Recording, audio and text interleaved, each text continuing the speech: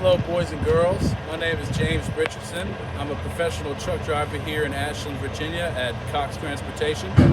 And I just wanted to tell you guys a few things about trucking. What made me get into trucking is I've had a few friends talk to me and tell me how good the money is. And I didn't really believe them until I actually went out and got my CDL and started driving trucks. And it's the best decision I've ever made financially. Along with the money, the views and the things you get to see on the road are definitely the best part of trucking. There's things that I've seen in the past year and a half doing this job that I haven't seen in my whole life, and I look forward to seeing so many more. And I get to do that by going all across the country. You go all the way from New York to California. You pretty much can go anywhere you want. What you see is up to you. For that reason, trucking is the best decision I ever made. A couple things about trucking that people don't know about are the difficulties that we face on the road, such as blind spots and cars trying to cut you off or trying to get in front of you because they don't understand how long it takes a tractor trailer to slow down, because they know how long it takes to slow down in their car, and they just assume that it takes the same amount of time, but that is absolutely not true. The blind spots on the trucks are pretty much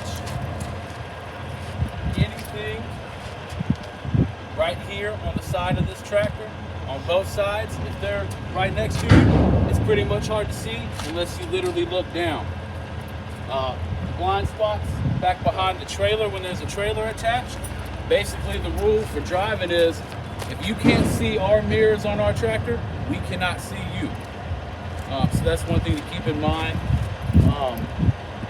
And trucks take very wide turns, so when we want to go right, we have to loop a little left to go right. And sometimes cars think we're going to go outside, and they try to cut us off because they don't understand that we have to go wide just to make the simple turn that they make.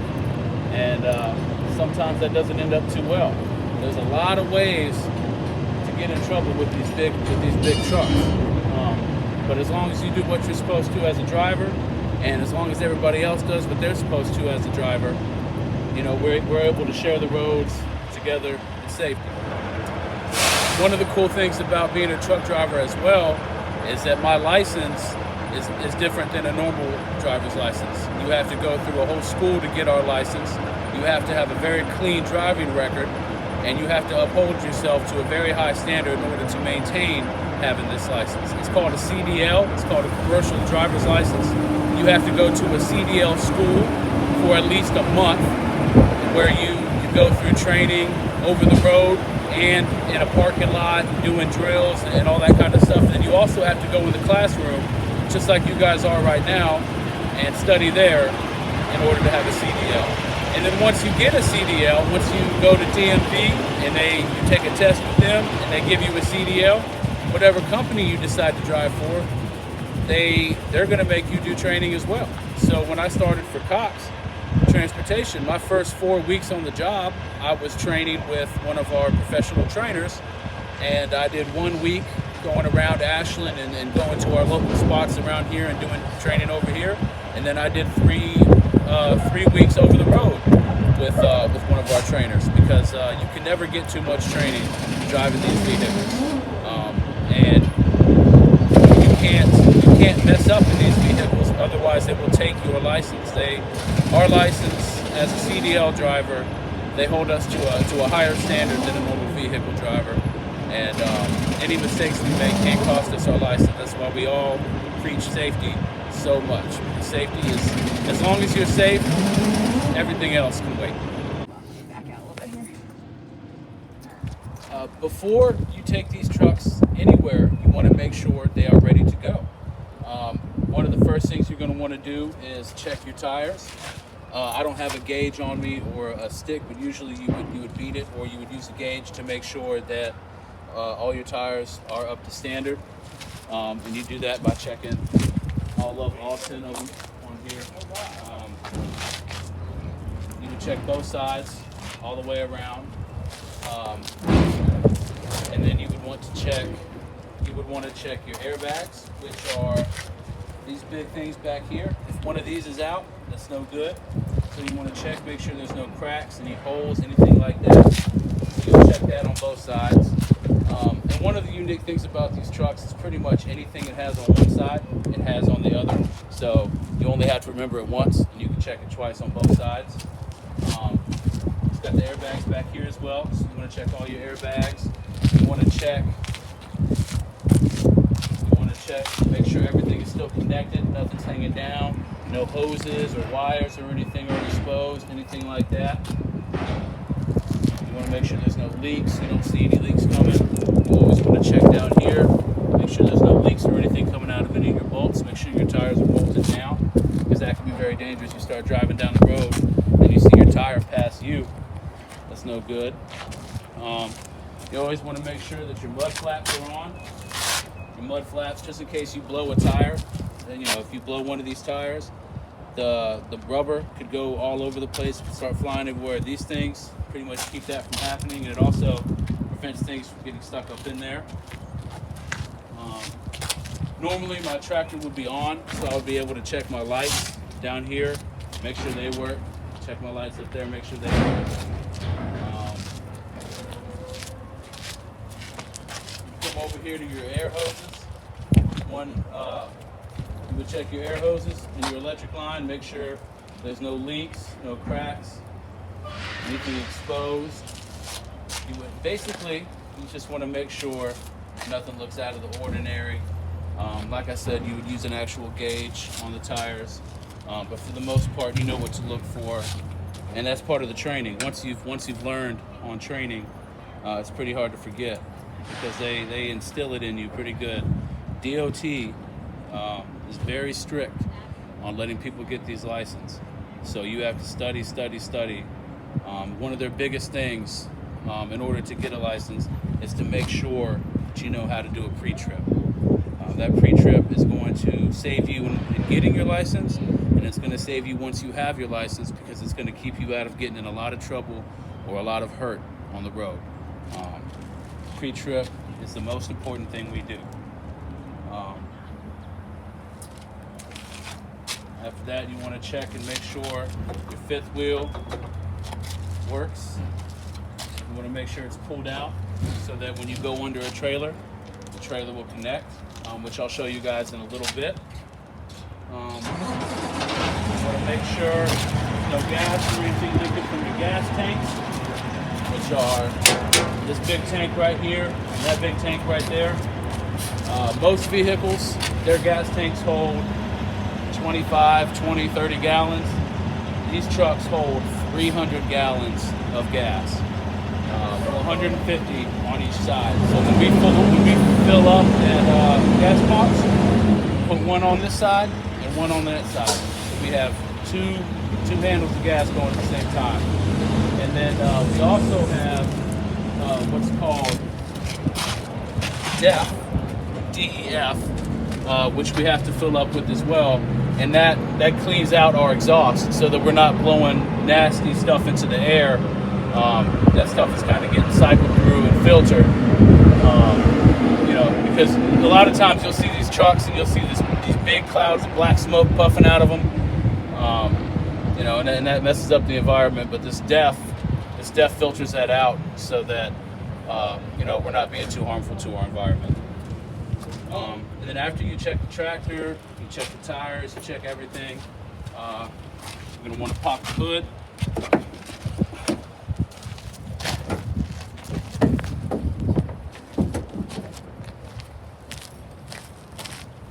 Then you're going to want to come in here and you're going to want to check for any exposed wires or hoses or belts if anything looks wrong. You check all your hoses, make sure nothing's cracked or leaking. We have a fuel filter right here. You want to check that. This thing will slowly start to fill with water. And once it gets halfway full with water, you need a new filter. You can check your oil. You'll check all those kind of things. You'll check your dipstick. I don't have a towel on me or anything, or I would do that right now. You want to check all of your reservoirs. Make sure your coolant and all that is up to proper standard, in between minimum and maximum, so this one is perfect. And you'll check the other side as well.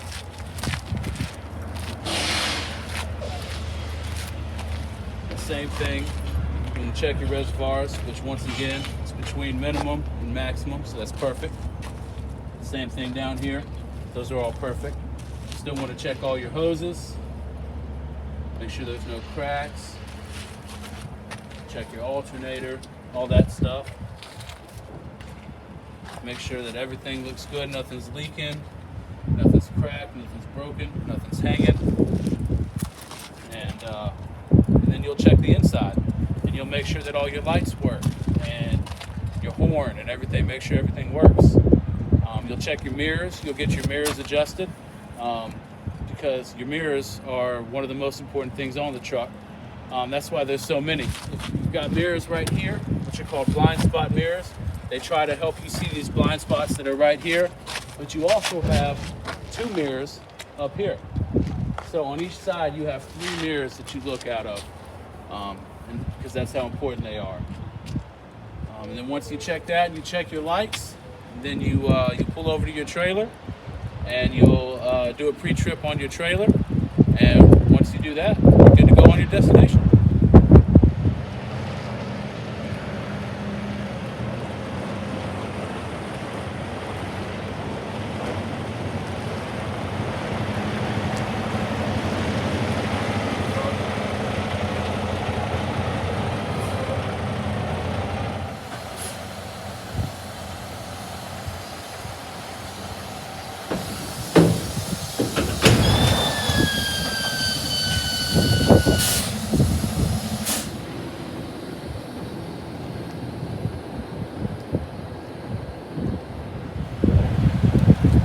Once you have backed your tractor up to your trailer, your next step is to check your trailer and make sure everything's all right within.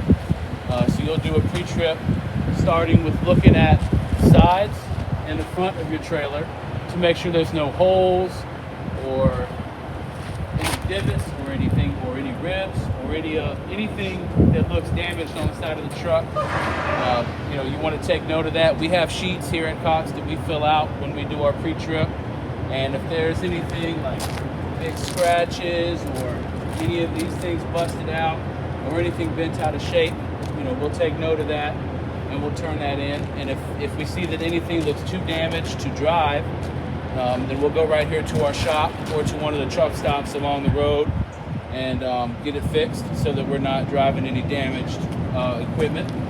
But you want to make sure there's no holes anywhere in your trailer.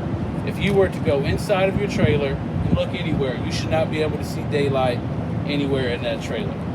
That's a very big thing. Any little holes, even the smallest hole, can get rain, can get debris, can get anything in it, and it could ruin what's on the inside, and that's not good. So you'll check the holes, you'll check all that. You'll come over here to your landing gear.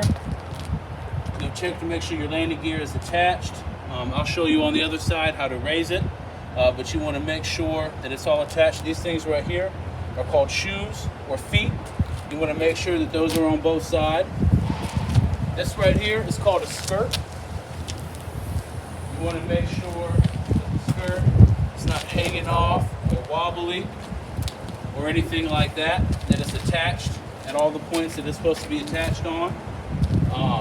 You have a skirt on both sides, which also prevents things from either coming off and going to other vehicles or from other vehicles coming and hitting you. It protects under the trailer and it protects other vehicles as well. And then just like you checked on the tractor, you're going to want to check on the trailer all your tires. Like I said, I don't have a gauge and I don't have my stick to check right now, but you would go around and you would check all your tires. You would come back here, just like on your tractor. You would check to make sure that your mud flaps are attached, not hanging off. And one of the cool things about these tires is, you see these hoses right here? These tires, when they start to lose air, where they start to go flat, they will reinflate themselves.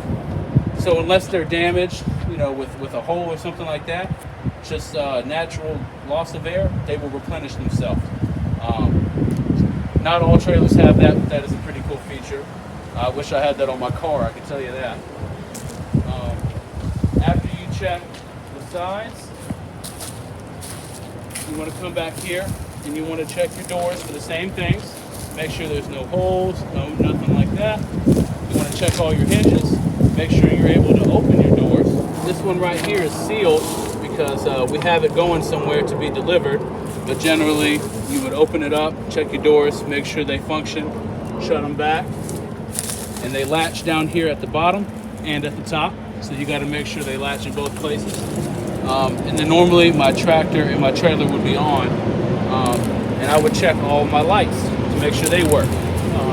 You have lights down here, that's your brake lights and your reverse lights and all that. But you also have little lights at the top.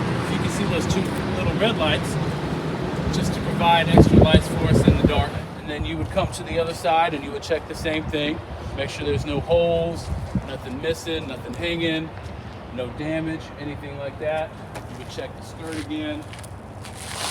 Same thing on this one. Make sure nothing looks damaged.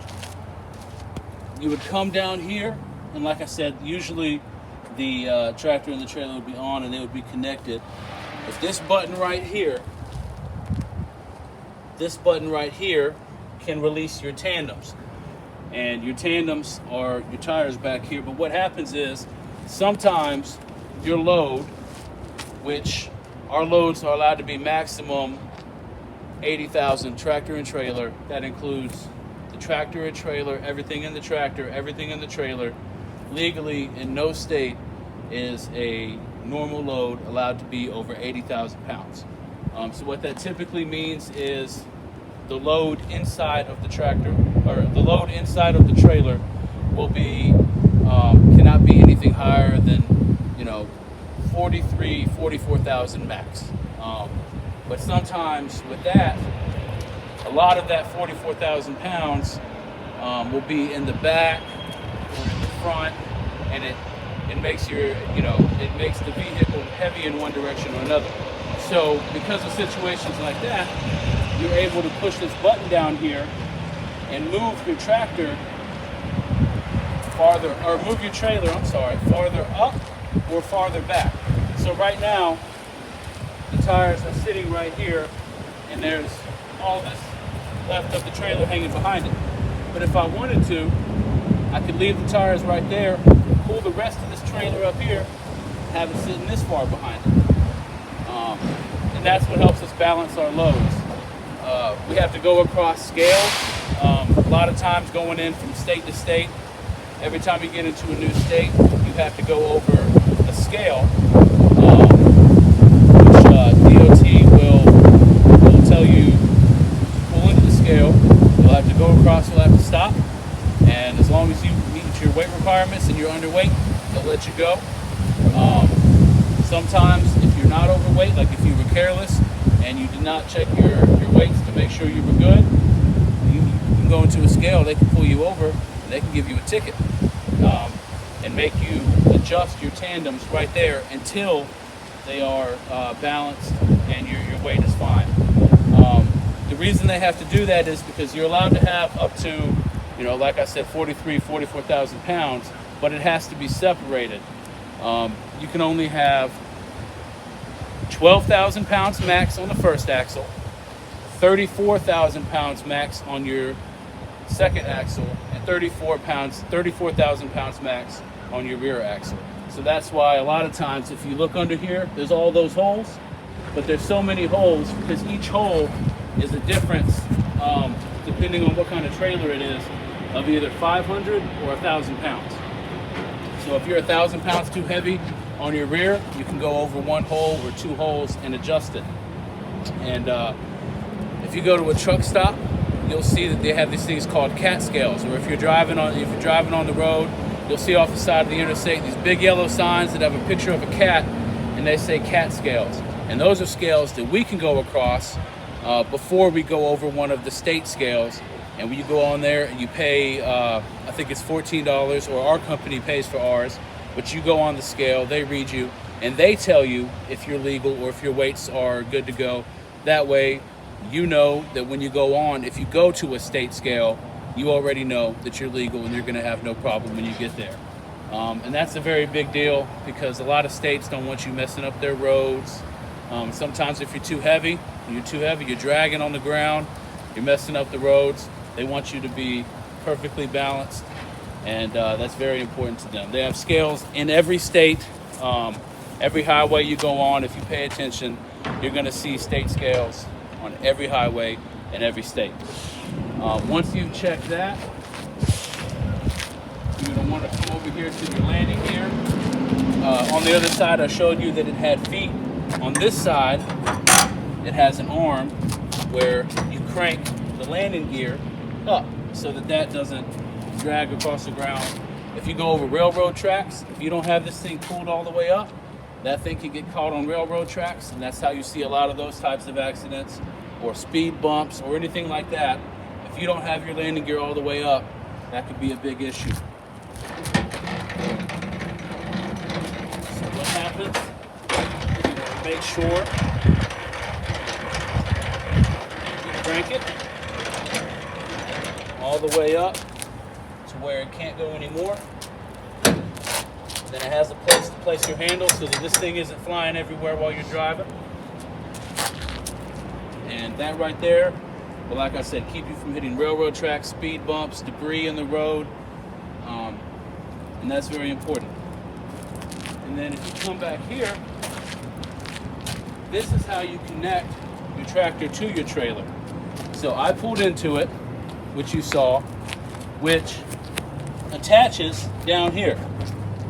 The kingpin and the fifth wheel connect, which attaches the tractor to the trailer. But if I were to start the tractor right now and try to drive, I couldn't go anywhere because I need a supply of air from the tractor to the trailer. And I also need to supply lights and electricity from the tractor to the trailer, which we do with these hoses right here. So you'll connect your electric cord.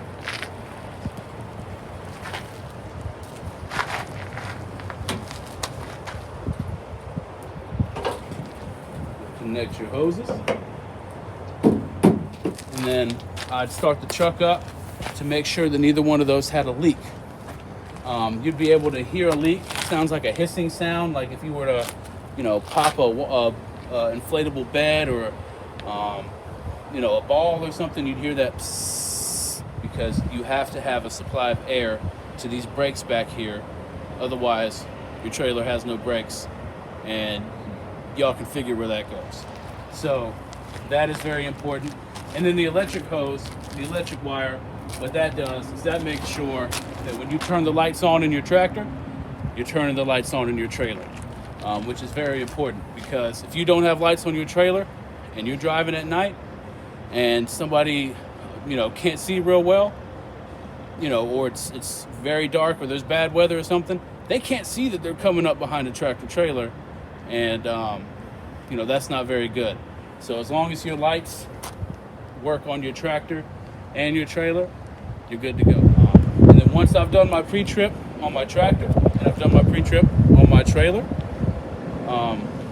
the next thing I'll do is, depending on where I'm going, if I'm going to California or if I'm going to New York or if I'm going to Texas, I'll have a destination of where I'm going, and then I'll have a time that I'm supposed to be there, and then the rest is up to me.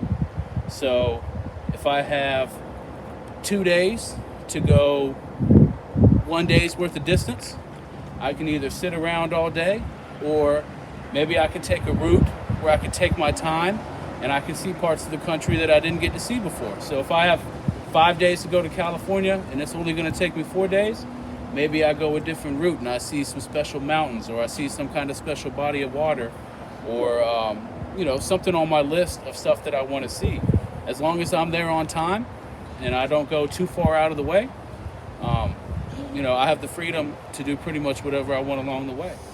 I have the freedom to pretty much do whatever I want as long as I drive safe, I get there on time, and that's it. As long as I drive safe and I get there on time, the rest is up to me. I have the freedom to do it however I want. And that's one of my favorite things about it. And also, I personally, and I know a lot of other drivers, we're very proud of what we do.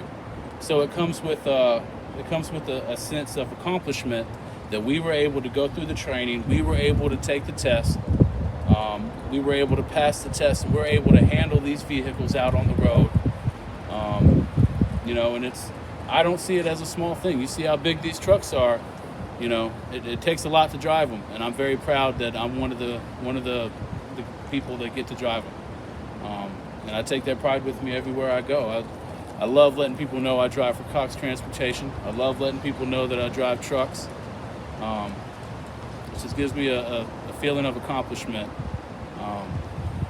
And that's one of the favorite things about this career that I chose.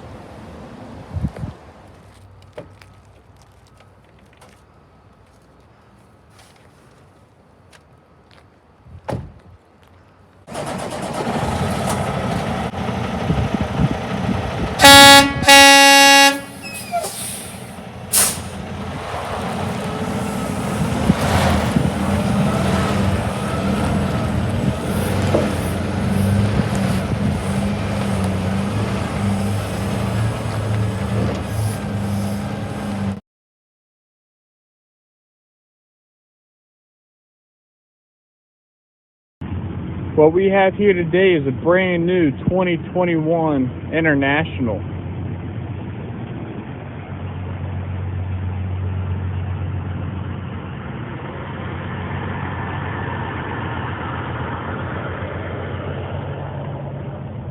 On both sides of the truck, we have storage compartments where we can store extra fluids, safety equipment, and straps.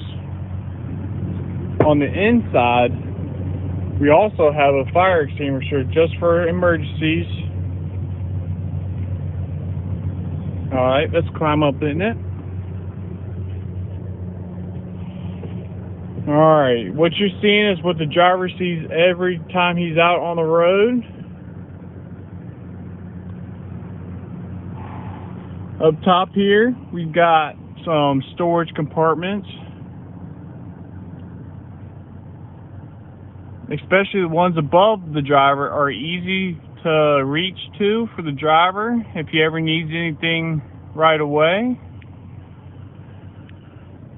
This is an extra storage compartment. Behind the driver, this is where he sleeps at, or takes a break at when he's out on the road. If he's tired, he can take a nap.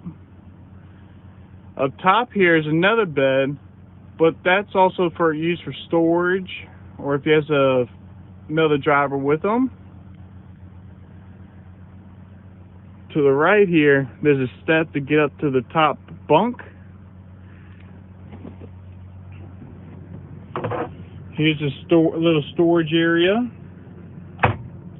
Up top here is another storage where he can store his food, clothes, whatever he may need. Same goes for the left side.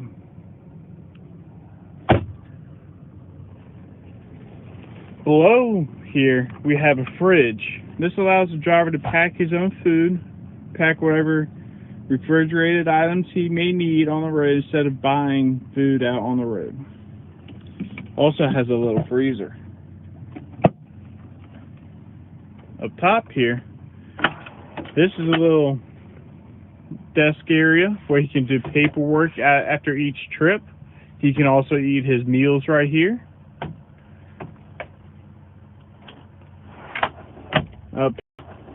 Up here, the driver can mount a TV if he wants to, an electrical outlet, and a cable outlet.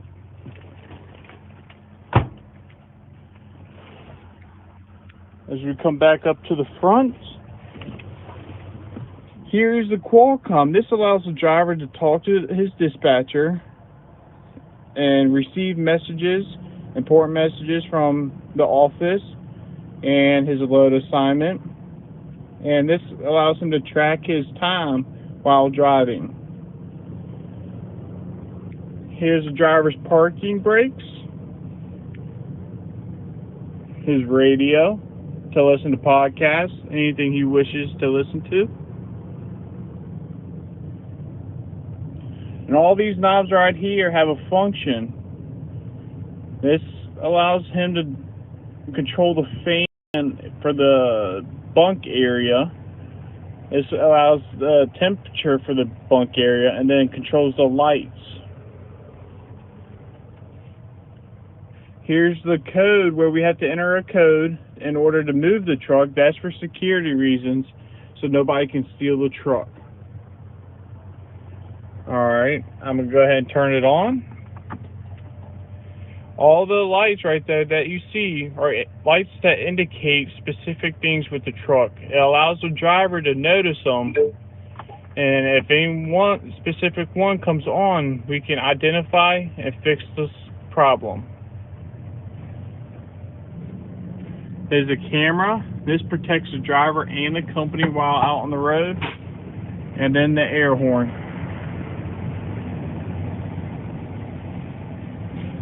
Well, that's it for today. Hope you all have a good day.